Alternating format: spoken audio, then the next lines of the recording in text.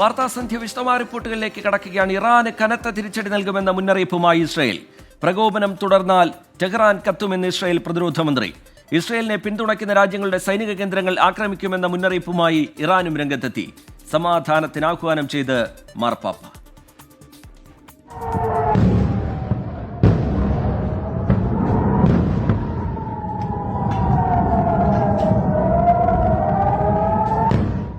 ഇറാന്റെ ballistic missile ആക്രമണത്തിൽ 4 പേർ കൊല്ലപ്പെട്ടെന്ന് ഇസ്രായേൽ സ്ഥിരീകരിച്ചു. 100-ൽ താഴെ മിസൈലുകൾ മാത്രമാണ് ഇറാൻ നിക്ഷേപിച്ചതെന്നും ഇവയിൽ ഭൂരിഭാഗവും തകർത്തതായും ഇസ്രായേലിനെ പിന്തുണച്ചാൽ മേഖലയിലെ സൈനിക കേന്ദ്രങ്ങൾ ആക്രമിക്കുമെന്ന് US, UK, ഫ്രാൻസ് എന്നീ രാജ്യങ്ങൾക്ക് ഇറാന്റെ മുന്നറിയിപ്പ്. സംഘർഷം രൂക്ഷമായതോടെ ഇസ്രായേൽ പ്രധാന നേതാക്കളെ ബങ്കറുകളിലേക്ക് മാറ്റി. മിസൈൽ ആക്രമണം നിർത്തിയില്ലെങ്കിൽ ഗുരുതര പ്രത്യാഘാതമുണ്ടാകുമെന്ന് ഇറാന് ഇസ്രായേൽ പ്രതിരോധ മന്ത്രിയുടെ മുന്നറിയിപ്പ്. ഇറാനിൽ തെരുവുകൾ ശൂന്യം, കടകളും സൂപ്പർ മാർക്കറ്റുകളും അടഞ്ഞുകിടന്നു. ഇറാൻ ആക്രമിച്ച ടെല്ലവീവിൽ സുരക്ഷാസേനയുടെ രക്ഷാപ്രവർത്തനം. ഇരു രാജ്യങ്ങളും സംയമനം പാലിക്കണമെന്നും സമാധാനം പുനഃസ്ഥാപിക്കണമെന്നും ആഹ്വാനം ചെയ്ത് മാർപ്പാപ്പ. അന്താരാഷ്ട്ര നിയമമനുസരിച്ച് പ്രതിരോധിക്കാനും തിരിച്ചടിക്കാനുമുള്ള അവകാശമുണ്ടെന്ന് ഇറാൻ വിദേശകാര്യ മന്ത്രാലയം. സംഘർഷം രൂക്ഷമായതിനെ തുടർന്ന് UN സെക്യൂരിറ്റി കൗൺസിൽ അടിയന്തര യോഗം ചേർന്നു. എന്ത് വില കൊടുത്തും ആക്രമണങ്ങൾ ഒഴിവാക്കണമെന്ന് UN under secretary general Rosemary D കാലോ.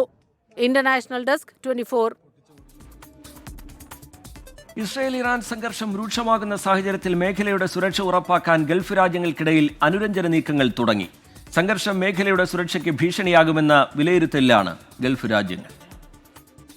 വെള്ളിയാഴ്ച പുലർച്ചെയോടെ ഇറാനിലെ സുപ്രധാന കേന്ദ്രങ്ങൾ ലക്ഷ്യമാക്കി ഇസ്രായേൽ നടത്തിയ ആക്രമണവും തിരിച്ചടിയായി 24 മണിക്കൂറിനകം ഇറാൻ നടത്തിയ പ്രത്യാക്രമണവും ഗൾഫ് മേഖലയിൽ വലിയ ആശങ്കയാണ് ഉണ്ടാക്കിയത്. ഇറാന്റെ പരമാധികാരത്തിനുമേൽ എല്ലാ അന്താരാഷ്ട്ര മര്യാദകളും ലംഘിച്ച് ഇസ്രായേൽ നടത്തിയ ആക്രമണത്തെ ഖത്തറും സൗദി അറേബ്യയും ഉൾപ്പെടെയുള്ള രാജ്യങ്ങൾ ശക്തമായ ഭാഷയിലാണ് അപലപിച്ചത്. വിഷയത്തിൽ അന്താരാഷ്ട്ര സമൂഹം ഇടപെടണമെന്നും ഉത്തരവാദിത്തം ഏറ്റെടുക്കണമെന്നും ഖത്തർ വിദേശകാര്യമന്ത്രി ആവശ്യപ്പെട്ടു. വെള്ളിയാഴ്ച രാവിലെ ഖത്തർ വിദേശകാര്യ സഹമന്ത്രി ഖത്തറിലെ ഇറാൻ അംബാസിഡറുമായി കൂടിക്കാഴ്ച നടത്തി സ്ഥിതിഗതികൾ വിലയിരുത്തിയിരുന്നു. ഇതിന് പിന്നാലെ ഖത്തർ പ്രധാനമന്ത്രിയും വിദേശകാര്യമന്ത്രിയുമായ Sheikh Mohammed bin Abdul Rahman Al Thani Saudi വിദേശകാര്യമന്ത്രി Faisal bin Farhan bin Abdullah Al സൗദുമായി നിലവിലെ സാഹചര്യങ്ങൾ ഫോണിൽ ചർച്ച ചെയ്തു.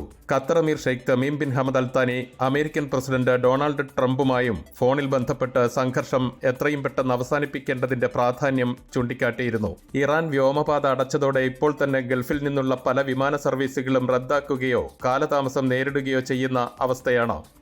അൻവർ പാലേരി, 24, ദോഹ.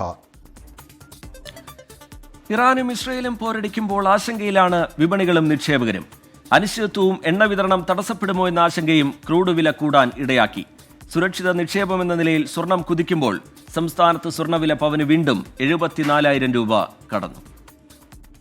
യുദ്ധമങ്ങ് പശ്ചിമേഷ്യയിലാണെങ്കിലും അതിന്റെ പ്രത്യാഘാതം ലോകമൊട്ടാകെ ഉണ്ടാകുമെന്ന് മുന്നറിയിപ്പ് നൽകിയിരിക്കുകയാണ് വിദഗ്ധർ. ആഗോള വിപണികൾ ചാഞ്ചാട്ടത്തിലാണ്. ഇറാൻ യുദ്ധത്തിലേക്ക് കടന്നതാണ് ആശങ്ക കൂട്ടിയത്. സംഘർഷം മൂർച്ഛിച്ചാൽ എണ്ണ ഉൽപാദകരായ ഇറാനിലെ എണ്ണക്കിണറുകൾ നശിപ്പിക്കപ്പെടുമെന്നും എണ്ണ വിതരണം തടസ്സപ്പെടുമെന്നുമുള്ള ഭയം ക്രൂഡ് വില കയറാനിടയാക്കി. ബ്രെന്റ് ക്രൂഡ് വില ബാരലിന് 8% കൂടി $80 പ്രശ്നപരിഹാരമായില്ലെങ്കിൽ ക്രൂഡ് വില വീണ്ടും $100 കടക്കുമെന്നാണ് പ്രവചനം. അങ്ങനെ വന്നാൽ പെട്രോളിനും ഡീസലിനും മറ്റെല്ലാ അവശ്യ സാധനങ്ങൾക്കും വില കൂടും. സംഘർഷ പശ്ചാത്തലത്തിൽ സ്വർണ്ണവിലയും കൂടി. രാജ്യാന്തര തലത്തിലെ വിലക്കുതിപ്പിന്റെ ചുവട് പിടിച്ച് സംസ്ഥാനത്ത് പവന് 200 രൂപയും ഗ്രാമിന് 25 രൂപയുമാണ് കൂടിയത്. പവന് 74,560 രൂപയിലും ഗ്രാമിന് 9,320 രൂപയിലുമാണ് വ്യാപാരം. അനിശ്ചിതത്വം തുടർന്നാൽ വിപണികളിൽ വലിയ പ്രതിഫലനമുണ്ടാകുമെന്ന് വിദഗ്ധർ പറയുന്നു. Business desk 24. സംസ്ഥാനത്ത് അടുത്ത 5 ദിവസം അതിശക്തമായ മഴ തുടരാൻ സാധ്യത. വടക്കൻ കേരളത്തിൽ ഇന്ന് പരക്കെ അതിതീവ്ര മഴയ്ക്ക് സാധ്യത എന്നാണ് കേന്ദ്ര കാലാവസ്ഥാ വകുപ്പിന്റെ മുന്നറിയിപ്പ്. കാസർഗോഡ്, കണ്ണൂർ, കോഴിക്കോട്, വയനാട്, മലപ്പുറം ജില്ലകളിൽ ഇന്നും നാളെയും റെഡ് അലർട്ടാണ്. വയനാട് ജില്ലയിൽ വിദ്യാഭ്യാസ സ്ഥാപനങ്ങൾക്ക് ജില്ലാ കളക്ടർ നാളെ അവധി പ്രഖ്യാപിച്ചു. റെസിഡൻഷ്യൽ സ്കൂളുകൾക്കും റെസിഡൻഷ്യൽ കോളേജുകൾക്കും അവധി ബാധകമല്ല. വടക്കൻ കർണാടകയ്ക്കും മറാത്ത്വാഡയ്ക്കും മുകളിലായി ചക്രവാത ചുഴി. മറ്റൊരു ചക്രവാത ചുഴി വടക്കൻ തീരദേശ ആന്ധ്രാപ്രദേശിനു സമീപം മധ്യപടിഞ്ഞാറൻ ബംഗാൾ ഉൾക്കടലിന് മുകളിൽ. വടക്കൻ ഒഡീഷയ്ക്ക് മുകളിലും ചക്രവാത ചുഴി. കേരളത്തിനു മുകളിൽ പടിഞ്ഞാറൻ കാറ്റ് ശക്തമായി തുടരുന്നു. സംസ്ഥാനത്ത് അതിശക്തമായ മഴ തുടരാൻ സാധ്യതയെന്ന് കേന്ദ്ര കാലാവസ്ഥാ വകുപ്പിന്റെ മുന്നറിയിപ്പ്. വടക്കൻ കേരളത്തിൽ പരക്കെ അതിതീവ്ര മഴയ്ക്കാണ് സാധ്യത. കാസർഗോഡ്, കണ്ണൂർ, കോഴിക്കോട്, വയനാട്, മലപ്പുറം ജില്ലകളിൽ ഇന്നും നാളെയും റെഡ് അലർട്ട് പ്രഖ്യാപിച്ചു. പാലക്കാട്, തൃശൂർ, എറണാകുളം, ഇടുക്കി, കോട്ടയം, പത്തനംതിട്ട ജില്ലകളിൽ ഇന്ന് ഓറഞ്ച് അലർട്ടും തിരുവനന്തപുരം, കൊല്ലം, ആലപ്പുഴ ജില്ലകളിൽ യെല്ലോ മുന്നറിയിപ്പും നൽകി. നാളെ തിരുവനന്തപുരം മുതൽ പാലക്കാട് വരെ 9 ജില്ലകളിൽ ഓറഞ്ച് അലർട്ടുണ്ട്. കേരളത്തിന് മുകളിൽ മണിക്കൂറിൽ പരമാവധി 70 കിലോമീറ്റർ വരെ വേഗതയിൽ കാറ്റു ശക്തമാകാനും സാധ്യതയുണ്ട്. തീര മലയോര മേഖലകളിൽ പ്രത്യേക ജാഗ്രത തുടരണം. ശക്തമായ കാറ്റിനും മോശം കാലാവസ്ഥയ്ക്കും സാധ്യതയുള്ളതിനാൽ കേരള, കർണാടക, ലക്ഷദ്വീപ് തീരങ്ങളിൽ ബുധനാഴ്ച വരെ മീൻപിടുത്തത്തിന് വിലക്കേർപ്പെടുത്തി. കേരള തീരത്ത് ഉയർന്ന തിരമാലയ്ക്കും കടലേറ്റത്തിനും സാധ്യതയുള്ളതിനാൽ മത്സ്യത്തൊഴിലാളികളും തീരദേശവാസികളും ജാഗ്രത പാലിക്കണം. 24 തിരുവനന്തപുരം. സംസ്ഥാനത്ത് ശക്തമായ കാറ്റിലും മഴയിലും വ്യാപക നാശനഷ്ടം. എറണാകുളം കാക്കനാട് സംരക്ഷണ ഭിത്തി തകർന്ന് വീട് അപകടാവസ്ഥയിലായി. തിരുവനന്തപുരത്ത് വീടിന്റെ മേൽക്കൂര തകർന്ന് റോഡിലേക്ക് വീണു. കോഴിക്കോട് മാങ്കാവ് ഇരുനില കെട്ടിടം തകർന്ന് വീണു. ഇന്ന് പുലർച്ചെ 4:30-ക്കാണ് കാക്കനാട് കുഴിക്കാല ജംഗ്ഷനിൽ അപകടമുണ്ടായത്. ഉഗ്രശബ്ദത്തോടെ സംരക്ഷണ ഭിത്തി തകർന്ന് കാർപോർച്ച് ഉൾപ്പെടെയുള്ള കെട്ടിടത്തിന് കേടുപാടുണ്ടാവുകയായിരുന്നു. കാക്കനാട് കുഴിക്കാല സ്വദേശി സാജു ജോസഫിന്റെ വീടാണ് അപകടാവസ്ഥയിലായത്. ശക്തമായ മഴ പെയ്താൽ വീട് നിലംപൊത്താവുന്ന സ്ഥിതിയിലാണിപ്പോൾ. ഭയങ്കര ശബ്ദത്തോടുകൂടി സൈഡ് പ്രൊട്ടക്ഷൻ വാൾ ഇടിയുകയും കാർപോർച്ച് വീടിനും വിള്ളൽ വീണ് ഏത് നിമിഷവും നിലംപൊത്താം. തിരുവനന്തപുരം പെരുമാതുറയിലാണ് വീടിന്റെ മേൽക്കൂര തകർന്ന് റോഡിലേക്ക് വീണത്. പെരുമാതുറ സ്വദേശി സീന റഷീദിന്റെ വീടിന്റെ മേൽക്കൂര ഷീറ്റാണ് തകർന്ന് റോഡിൽ വീണത്. അപകട സമയത്ത് റോഡിലൂടെ വാഹനങ്ങൾ കടന്നു പോകാതിരുന്നതിനാൽ വൻ ദുരന്തം ഒഴിവായി. അഗ്നിരക്ഷാസേന സ്ഥലത്തെത്തി ഗതാഗതം പുനഃസ്ഥാപിച്ചു. ചെറിയ മാങ്കാവിലാണ് കനത്ത മഴയിൽ ഇരുനില കെട്ടിടം തകർന്നു വീണത്. 5 വർഷമായി ഉപയോഗിക്കാതെ കിടന്ന കെട്ടിടമാണിത്. ആളപായമില്ല. കെട്ടിടത്തിന് സമീപം നിർത്തിയിട്ട 13ഓളം ബൈക്കുകൾക്ക് മുകളിലേക്കാണ് ഇത് വീണത്. ഇന്നു മുതൽ 17-ാം തീയതി വരെ കോഴിക്കോട് ജില്ലയിൽ റെഡ് അലർട്ടാണ്. 24 കോഴിക്കോട്. അഹമ്മദാബാദ് വിമാന ദുരന്തം അന്വേഷിക്കാൻ കേന്ദ്ര ആഭ്യന്തര സെക്രട്ടറിയുടെ അധ്യക്ഷതയിൽ ഉന്നതാധികാര സമിതി രൂപീകരിച്ച് വ്യോമയാന മന്ത്രാലയം. ഭാവിയിൽ സമാന അപകടങ്ങൾ ഉണ്ടാകാതിരിക്കാൻ വിമാന കമ്പനികൾക്ക് പുതിയ മാർഗനിർദ്ദേശങ്ങൾ സമിതി ശുപാർശ ചെയ്യും. ബോയിംഗ് 787 വിമാനങ്ങളിൽ അധിക സുരക്ഷാ പരിശോധന നടത്താനുള്ള DGCA നിർദ്ദേശം പാലിച്ചതായി എയർ ഇന്ത്യ അറിയിച്ചു. നിലവിൽ അന്വേഷണം നടത്തുന്ന ഏജൻസികളുമായി സഹകരിച്ചാകും ഉന്നതാധികാര സമിതിയുടെ അന്വേഷണം. ആഭ്യന്തര സെക്രട്ടറി അധ്യക്ഷനായ സമിതിയിൽ വ്യോമയാന സെക്രട്ടറി, ആഭ്യന്തര വകുപ്പ് അഡീഷണൽ സെക്രട്ടറി, ഗുജറാത്ത് ആഭ്യന്തര വകുപ്പിലെ ഉദ്യോഗസ്ഥൻ, ദുരന്ത നിവാരണ അതോറിറ്റി, വ്യോമസേന പ്രതിനിധികൾ, അഹമ്മദാബാദ് പോലീസ് കമ്മീഷണർ എന്നിവർ ഉണ്ടായിരിക്കും. വിമാനം പറന്നുയരുന്നതിന് മുൻപ് നടത്തേണ്ട പരിശോധനകൾക്ക് പുതിയ സ്റ്റാൻഡേർഡ് ഓപ്പറേറ്റിംഗ് പ്രൊസീജിയറും സമിതി ശുപാർശ ചെയ്യും. 3 മാസത്തിനകം റിപ്പോർട്ട് സമർപ്പിക്കാനാണ് നിർദ്ദേശം. എയർക്രാഫ്റ്റ് ആക്സിഡന്റ് ഇൻവെസ്റ്റിഗേഷൻ ബ്യൂറോയുടെ അന്വേഷണവും സമാന്തരമായി നടക്കുകയാണ്. കൂടുതൽ വിദഗ്ധരെ കൂടി ഉൾപ്പെടുത്തി അന്വേഷണ സംഘം വിപുലീകരിക്കുമെന്ന് വ്യോമയാന മന്ത്രി അറിയിച്ചു. AIB team believes that this decoding of the black box is going to give a in-depth insight into what would have actually happened, to investigate in a holistic way into the incident. And we have put a time limit of 3 months. We do have a very strict protocol, robust protocol, which we follow every time. Do an extended surveillance into the Boeing 787 series. ഇതുവരെ നടന്ന അന്വേഷണ പുരോഗതി വിലയിരുത്താൻ വ്യോമയാന മന്ത്രിയുടെ ഓഫീസിൽ ഉന്നതതല യോഗവും ചേർന്നു. DGCA director general, airport authority ഉദ്യോഗസ്ഥരടക്കം യോഗത്തിൽ പങ്കെടുത്തു. അപകടത്തിൽപ്പെട്ട ബോയിംഗ് 787 വിമാനങ്ങൾക്ക് അധിക സുരക്ഷ പരിശോധന നടത്താൻ DGCA നിർദ്ദേശിച്ചിരുന്നു. ഇതിനെ തുടർന്ന് 9 വിമാനങ്ങളിൽ പരിശോധന പൂർത്തിയാക്കിയതായി എയർ ഇന്ത്യ അറിയിച്ചു. 24 വിമാനങ്ങളിൽ കൂടി പരിശോധന നടത്താനുണ്ട്. 24 ഡൽഹി. അഹമ്മദാബാദിലെ വിമാനാപകടം നടന്ന സ്ഥലത്ത് നിന്ന് ഒരു മൃതദേഹം കൂടി ഇന്ന് കണ്ടെത്തി. അപകടത്തിൽ മരിച്ചവരുടെ DNA പരിശോധനാ നടപടികൾ അതിവേഗം പുരോഗമിക്കുകയാണ്. മലയാളി നഴ്സ് രഞ്ജിതയുടെ സഹോദരൻ അഹമ്മദാബാദിലെത്തി DNA സാമ്പിൾ നൽകി. അതേസമയം അപകടത്തിൽ കൊല്ലപ്പെട്ടത് 4 MBBS വിദ്യാർത്ഥികൾ മാത്രമാണെന്ന് വിദ്യാർത്ഥികളുടെ സംഘടന അറിയിച്ചു. തകർന്ന വിമാനത്തിന്റെ വാൽഭാഗം കെട്ടിടത്തിന് മുകളിലാണ്. അതിനകത്താണ് മൃതദേഹം ഉണ്ടായിരുന്നത്. തിരിച്ചറിയാൻ കഴിയാത്ത നിലയിലായിരുന്നു. മോർച്ചറിയിലേക്ക് മാറ്റി. അപകടത്തിൽ മരിച്ചവരുടെ ബന്ധുക്കൾക്ക് DNA സാമ്പിൾ നൽകാനായി വിപുലമായ സൗകര്യമാണ് അഹമ്മദാബാദിലെ BJ ആശുപത്രിയിൽ ഒരുക്കിയിരിക്കുന്നത്. 100-ലേറെ പേരുടെ സാമ്പിൾ ഇതിനോടകം ശേഖരിച്ചു കഴിഞ്ഞു. രാവിലെ 6 മണിയോടെയാണ് അപകടത്തിൽ കൊല്ലപ്പെട്ട രഞ്ജിതയുടെ സഹോദരൻ രതീഷ് അഹമ്മദാബാദിലേക്ക് എത്തിയത്. വിമാനത്താവളത്തിൽ എയർ ഇന്ത്യ ജീവനക്കാർ സഹായത്തിനായി എത്തിയിരുന്നു. അഹമ്മദാബാദിലെ മലയാളി സമാജവും സഹായത്തിനുണ്ട്. വിമാനത്താവളത്തിൽ നിന്ന് നേരെ BJ മെഡിക്കൽ കോളേജിലെത്തി സാമ്പിൾ കൈമാറി. അപകടത്തിൽ മരിച്ചത് 4 MBBS വിദ്യാർത്ഥികൾ മാത്രമെന്ന് വിദ്യാർത്ഥികളുടെ അസോസിയേഷൻ ഇന്ന് പറഞ്ഞു. उसमें 4 मेडिकल स्टूडेंट की दुखद मृत्यु हुई है और उसके अलावा जो रिलेटिव थे सुपर स्पेशलिस्ट के रेसिडेंट डॉक्टर थे उनके रिलेटिव के साथ टोटल डेथ के 9 है और 20 स्टूडेंट को इधर एडमिट किया गया था जिसमें से 11 को डिस्चार्ज कर दिया गया. ഡോക്ടർമാരുടെ കുടുംബാംഗങ്ങളായ 4 പേരും മരിച്ചവരിൽ ഉണ്ട്. 1996 2 വിമാനങ്ങൾ കൂട്ടിയിടിച്ചുണ്ടായ അപകടം മാറ്റി നിർത്തിയാൽ മരണസംഖ്യ കൊണ്ട് നമ്മുടെ രാജ്യം കണ്ട ഏറ്റവും വലിയ വിമാന ദുരന്തമായി മാറുകയാണ് അഹമ്മദാബാദിലെ ഈ അപകടം. അഹമ്മദാബാദിലെ BJ മെഡിക്കൽ കോളേജിൽ നിന്നും വരുൺ വടശ്ശേരിക്കരയ്ക്കൊപ്പം ശ്രീനാഥ് ചന്ദ്രൻ, 24. നിലമ്പൂരിൽ തിരഞ്ഞെടുപ്പ് പ്രചാരണത്തിന്റെ ചൂട്, വാഹന പരിശോധനാ വിവാദം.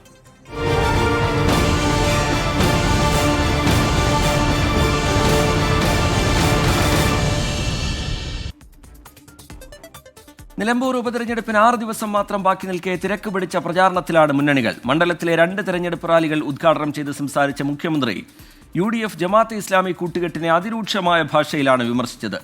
UDF-നായി പ്രിയങ്ക ഗാന്ധി നാളെ മണ്ഡലത്തിലെത്തും. വാഹന പ്രചാരണവുമായി NDA സ്ഥാനാർത്ഥി മോഹൻ ജോർജും സ്വതന്ത്ര സ്ഥാനാർത്ഥി PV അൻവറും പ്രചാരണത്തിൽ സജീവമാണ്. കലാശക്കൊട്ടിന് കൃത്യം 4 നാൾ. കാടടച്ചുള്ള പ്രചാരണത്തിന് തിരശ്ശീല വീഴാൻ വിരലിലെണ്ണാവുന്ന ദിനങ്ങൾ മാത്രം ബാക്കി നിൽക്കെ നെഞ്ചിടിപ്പിലാണ് സ്ഥാനാർത്ഥികളെല്ലാം. പഞ്ചായത്ത് പര്യടനങ്ങളും വാഹന പ്രചാരണ ജാഥകളുമായി കളം നിറയാനാണ് ശ്രമം. ഇന്നലെ മണ്ഡലത്തിലെത്തിയ മുഖ്യമന്ത്രി ഇന്ന് വഴിക്കടവിലും എടക്കരയിലും LDF തെരഞ്ഞെടുപ്പ് പൊതുയോഗങ്ങളിൽ പങ്കെടുത്തു. UDF ജമാഅത്ത് ഇസ്ലാമി കൂട്ടുകെട്ട് പരാമർശിച്ച് അതിരൂക്ഷ ഭാഷയിലായിരുന്നു മുഖ്യമന്ത്രിയുടെ വിമർശനം. ഒരു വിഘടന ശക്തിയുടെയും ഒരു വർഗീയ ശക്തിയുടെയും പിന്തുണയോ ആശീർവാദമോ ഞങ്ങൾക്ക് ആവശ്യമില്ല. 4 വോട്ടിന് വേണ്ടി രാഷ്ട്രീയ ചെറ്റത്തരം കാണിക്കുന്ന ഒരു മുന്നണിയല്ല LDF. LDF സ്ഥാനാർത്ഥി സ്വരാജിന്റെ പഞ്ചായത്ത് പര്യടനം ഇന്ന് മൂത്തേടത്തായിരുന്നു. NDA സ്ഥാനാർത്ഥി മോഹൻ ജോർജിന്റെ വോട്ടഭ്യർത്ഥന മൂത്തേടം പഞ്ചായത്ത് കേന്ദ്രീകരിച്ചു. വഴിക്കടവ് ചുങ്കത്തറ പഞ്ചായത്തുകൾ കേന്ദ്രീകരിച്ചായിരുന്നു UDF സ്ഥാനാർത്ഥി ആര്യാടൻ ഷൌക്കത്തിന്റെ പര്യടനം. ആര്യാടൻ ഷൌക്കത്തിനായി വയനാട് MP പ്രിയങ്ക ഗാന്ധി നാളെ മണ്ഡലത്തിലെത്തും. മൂത്തേടത്തും നിലമ്പൂരിലും പൊതുയോഗങ്ങളിൽ പങ്കെടുക്കും. വയനാട് മണ്ഡലത്തിലെത്തിയ പ്രിയങ്ക ഗാന്ധി UDF വൻ വിജയം നേടുമെന്ന് മാധ്യമങ്ങളോട് പ്രതികരിച്ചു. We are fighting very well for the bypoll and we are very hopeful of a good victory in it. കഴിഞ്ഞ ദിവസങ്ങളിൽ പരസ്യപ്രചാരണത്തിൽ സജീവമല്ലാതിരുന്ന സ്വതന്ത്ര സ്ഥാനാർത്ഥി PV അൻവർ ഇന്ന് വൻ വാഹന പ്രചാരണത്തിനാണ് തുടക്കമിട്ടത്. വാഹന പ്രചാരണ റാലിയുടെ ഫ്ളാഗ് ഓഫ് PV അൻവർ നിർവഹിച്ചു. PV അൻവറിന് വോട്ട് അഭ്യർത്ഥിക്കാൻ തൃണമൂൽ MP യൂസഫ് പത്താൻ നാളെ മണ്ഡലത്തിലെത്തും. ടീം 24 നിലമ്പൂർ. നിലമ്പൂരിലെ എടക്കര പ്രസംഗവേദിയിൽ നിന്നിറങ്ങിയ മുഖ്യമന്ത്രിക്ക് നേരെ കരിങ്കൊടി പ്രതിഷേധം. ഒരാളെ പോലീസ് കസ്റ്റഡിയിലെടുത്തു. സ്ഥലത്ത് നേരിയ സംഘർഷാവസ്ഥയുണ്ട്. സുഹൈൽ മുഹമ്മദ് വിവരങ്ങളുമായി നിലമ്പൂരിൽ നിന്ന് ചേരുന്നുണ്ട്. സുഹൈൽ, എന്താണ് ഇപ്പോഴത്തെ സാഹചര്യം? സുഹൈൽ. രജിത്, ഇപ്പോഴും സ്ഥിതി ശാന്തമാണ്. ഇന്ന് മുഖ്യമന്ത്രിക്ക് വഴിക്കടവിലും എടക്കരയിലുമായിരുന്നു പൊതുയോഗങ്ങളുള്ളത്. വഴിക്കടവിലെ പൊതുയോഗം കഴിഞ്ഞ് 5 മണിയോടുകൂടിയാണ് മുഖ്യമന്ത്രി എടക്കരയിലെ പൊതുയോഗത്തിൽ പ്രസംഗിക്കാനെത്തിയത്. 15 മിനിറ്റോളം നീണ്ട പ്രസംഗം കഴിഞ്ഞ് മുഖ്യമന്ത്രി സ്ഥാനാർത്ഥി പ്രസംഗിക്കുന്നതിനിടെ പുറത്തിറങ്ങുകയായിരുന്നു. ഈ സമയം കാറിൽ കയറിയ മുഖ്യമന്ത്രിയുടെ കാറിന് നേരെ ഒരാൾ കരിങ്കൊടി വീശുകയായിരുന്നു. ഉടനെ തന്നെ ഇയാളെ പോലീസ് കസ്റ്റഡിയിലെടുത്തു. ഇവിടെ സമീപത്ത് തടിച്ചുകൂടി ഇടത് പ്രവർത്തകർ, പ്രത്യേകിച്ച് ഇടത് പൊതുയോഗം നടക്കുകയാണ്. പ്രവർത്തകർ അദ്ദേഹവുമായി ചെറു തർക്കമുണ്ടാവുകയും ആ സമയത്ത് തന്നെ ഇയാളെ പോലീസ് കസ്റ്റഡിയെടുത്ത് മാറ്റുകയും ചെയ്തിരുന്നു. പിന്നീട് പ്രവർത്തകർ ഇവിടെ നിന്ന് മാറി. ആ സമയം റോഡ് ചെറിയ രീതിയിൽ ഗതാഗത തടസ്സമുണ്ടായി. കരിങ്കൊടി കാണിച്ചത് എന്തിനെന്നോ ആരെന്നോ എന്ന കാര്യത്തിൽ വ്യക്തതയില്ല. ഇയാളെ നിലമ്പൂർ പോലീസ് സ്റ്റേഷനിൽ കൊണ്ടുപോയി എന്നാണ് നമുക്ക് പോലീസ് വൃത്തങ്ങളിൽ നിന്ന് ലഭിക്കുന്ന വിവരം. ഏകദേശം ഒരു 10 മിനിറ്റ് മുമ്പായിരുന്നു സംഭവം. ഈ സമയം തന്നെ പൊതുയോഗം നടക്കുന്നതിനാൽ ഇടത് പ്രവർത്തകരുടെ തടിച്ചുകൂടിയിരുന്നു. മുഖ്യമന്ത്രി പുറത്തിറങ്ങുന്ന സമയമായതുകൊണ്ട് തന്നെ അഭിവാദ്യം അർപ്പിക്കാൻ അടക്കം പ്രവർത്തകർ ഏറെയുള്ള സമയത്താണ് മുഖ്യമന്ത്രി വാഹനത്തിൽ കയറിയ സമയത്ത് ഒരാൾ കരിങ്കൊടി കാണിച്ചത്. ഇയാളെ പോലീസ് തന്നെ കസ്റ്റഡിയിൽ എടുത്തിട്ടുണ്ട്. ഇപ്പോൾ ഇവിടെ സ്ഥിതി ശാന്തമാണ്. നേരത്തെ അഭിവാദ്യം അർപ്പിക്കലും പ്രതിഷേധവുമായി പ്രവർത്തകർ റോഡിൽ തടിച്ചുകൂടിയിരുന്നു. ഈ സമയം റോഡ് ചെറിയ ഗതാഗത കുരുക്കുണ്ടായത്. ഇപ്പോൾ പോലീസ് ഇടപെട്ട് പ്രവർത്തകരെ സൈഡിലേക്ക് മാറ്റി ഗതാഗതം. സുഹൈൽ മുഹമ്മദാണ് നിലമ്പൂരിൽ നിന്ന് വിശദാംശങ്ങൾ പങ്കുവച്ചത്. പാലക്കാട് ഉപതെരഞ്ഞെടുപ്പ് പിന്നാലെ നിലമ്പൂരിലും പരിശോധനാ വിവാദം. ഷാഫി പറമ്പിൽ MPയും രാഹുൽ മാങ്കൂട്ടത്തിൽ MLAയും സഞ്ചരിച്ച വാഹനത്തിൽ പരിശോധന നടത്തിയതാണ് വിവാദത്തിന് തിരികൊളുത്തിയത്. പരിശോധനയല്ല, അപമാനിക്കാനുള്ള ശ്രമമാണ് നടന്നതെന്ന് നേതാക്കൾ പ്രതികരിച്ചു. ഞങ്ങളിത് ആദ്യമായിട്ട് പൊട്ടി മുളച്ചിട്ട് MLA MP ആയതല്ല, അതൊക്കെ കണ്ടിട്ട് തന്നെയാണ് വരുന്നത് കേട്ടോ.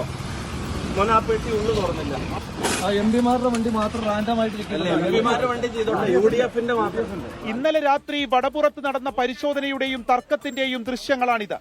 മെയ് 28 മുതൽ മണ്ഡലത്തിലേക്ക് വരുന്ന എല്ലാ വാഹനങ്ങളും അതിർത്തിയായ വടപുറത്ത് വെച്ച് തിരഞ്ഞെടുപ്പ് കമ്മീഷന്റെ പ്രത്യേക സ്ക്വാഡ് പരിശോധിക്കുന്നുണ്ട്.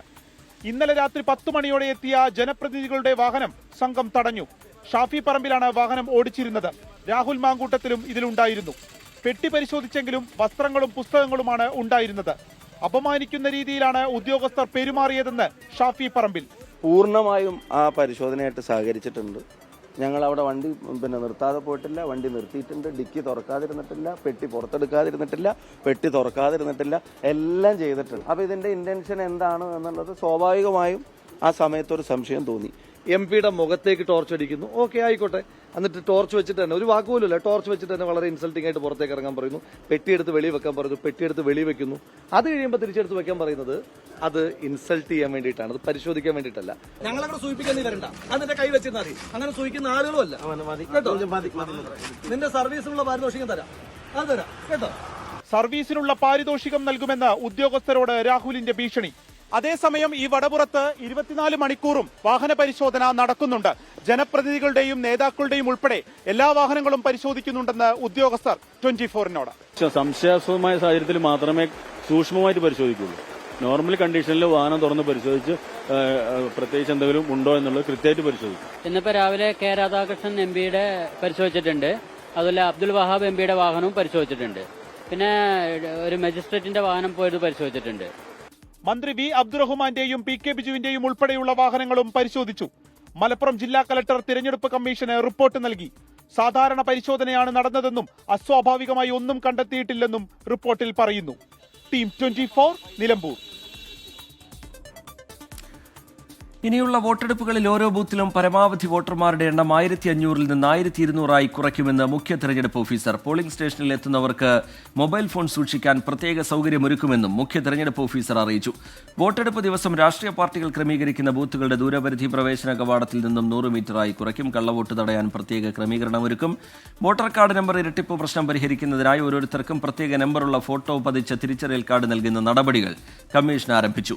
മാധ്യമ സ്ഥാപനങ്ങളിലെ പ്രതിനിധികളുമായി മുഖ്യ തെരഞ്ഞെടുപ്പ് officer doctor Rattan U Kelkar, കേന്ദ്ര election commission deputy director Shri P. Pavan എന്നിവർ നടത്തിയ സംവാദത്തിലാണ് ഇക്കാര്യങ്ങൾ അറിയിച്ചത്. 24-നെ പ്രതിനിധീകരിച്ച് എഡിറ്റർ ഇൻചാർജ് PP ജെയിംസ് പരിപാടിയിൽ പങ്കെടുത്തു. ഇന്ത്യയിലെ മലയാളികളുടെ സാംസ്കാരിക ജീവകാരുണ്യ പ്രവർത്തനങ്ങളുടെ കൂട്ടായ്മയായ ഓൾ ഇന്ത്യ മലയാളി അസോസിയേഷൻ ഏർപ്പെടുത്തിയ എയ്മ അക്ഷരമുദ്ര പുരസ്കാരം ശ്രീകുമാരൻ തമ്പിക്ക്. മലയാള സിനിമയ്ക്കും മലയാള സാഹിത്യത്തിനും നൽകിയ സംഭാവനകൾ പരിഗണിച്ചാണ് പുരസ്കാരം. അടുത്ത മാസം കോഴിക്കോട് നടക്കുന്ന ഓൾ ഇന്ത്യ മലയാളി അസോസിയേഷൻ ദേശീയ സമ്മേളനത്തിൽ വെച്ച് അവാർഡ് വിതരണം ചെയ്യും. 50,000 രൂപയും പ്രശസ്തി പത്രവും ശില്പവും അടങ്ങുന്നതാണ് പുരസ്കാരം. വാർത്താ സമ്മേളനത്തിൽ ഓൾ ഇന്ത്യ മലയാളി അസോസിയേഷൻ ദേശീയ പ്രസിഡന്റ് ഗോകുലം ഗോപാലൻ, വനിതാ വിഭാഗം ദേശീയ പ്രസിഡന്റ് അനിത പാലാരി, ഭാരവാഹികളായ രവീന്ദ്രൻ പൊയിലൂർ, സായിറാം ഹരിദാസ്, നിമ്മി പ്രശാന്ത് തുടങ്ങിയവർ പങ്കെടുത്തു. കലാലോകത്തിൽ ഏറ്റവും ഉയർന്ന ആൾക്കാരെ അല്ലെങ്കിൽ സമൂഹത്തിൽ ഏറ്റവും കൂടുതൽ ഉയർന്ന ആൾക്കാരെ സഹായിക്കുക എന്നൊരു വ്യവസ്ഥയും കൂടി ഇക്കൊരുത്തിലുണ്ട്. അതിൽ ഏറ്റവും പ്രധാനപ്പെട്ടതാണ് ഇപ്പോൾ ഒന്ന് ചെയ്യുന്നത്. ഇപ്പോൾ ശ്രീകാരണ 3000 പാട്ടുകൾ എഴുതി സിനിമയ്ക്ക് സംഭാവന ചെയ്ത ഒരാളാണ്. മാത്രമല്ല സിനിമാ ലോകത്ത് പ്രൊഡ്യൂസറായിട്ടും ഡയറക്ടറായിട്ടും പിന്നെ സാഹിത്യ ലോകത്തിൽ ഏറ്റവും വിളങ്ങി നിൽക്കുന്ന ഒരാളാണ് ശ്രീകുമാരൻ തമ്പി. അദ്ദേഹത്താണ് ഇപ്പം കൊടുക്കുന്നത്. വാർത്താസന്ധ്യ പൂർത്തിയാവുകയാണ്.